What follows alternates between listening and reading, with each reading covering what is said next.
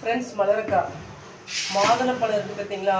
மாதுளப்பழத்தோலை நம்ம ஜூஸ் போடும்போது அந்த தோலை வந்து சேர்த்து சேர்த்து வைங்க. மாதுளப்பழத்தோடு ஆரஞ்சு பழத்தோடு சேர்த்து சேர்த்து வச்சிங்கன்னா, சேர்த்து வச்சு ஆப்பிள் இருக்குது பார்த்தீங்களா? அந்த தோலை சீவி அதையும் சேர்த்து வச்சுருங்க.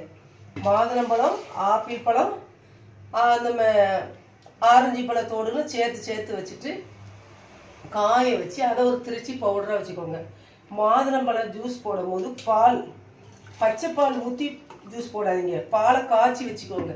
காய்ச்சி வச்சு ஆறுன பிறகு ஜூஸ் போட்டு இப்படி நல்லா ஒரு மிக்ஸ் பண்ணி குடிங்க.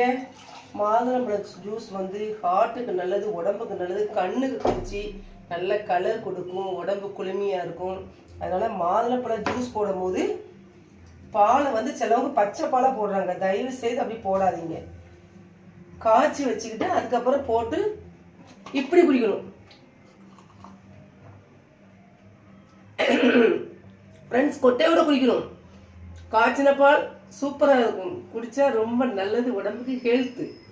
அந்த தோலெல்லாம் பத்திரப்படுத்தி வச்சுக்கணும். சேர்த்து செஞ்சு பார்த்துட்டு அக்காட்ட சொல்லுங்கள் ஃப்ரெண்ட்ஸ். நல்லது, உடம்புக்கு ஹெல்த்து. ரத்தம் நல்லா புதிய ரத்தங்கள் வரும். கண்ணு குடிச்ச உடம்பு கூலாகும். ஹீட்டை குறைக்கும். பாலும் சேர்க்கமா ஹீட்டை குறைக்கும். செஞ்சு பார்த்து குடிச்சு பார்த்துட்டு அக்காட்ட கமெண்ட்ல சொல்லுங்கள். தேங்க்யூ.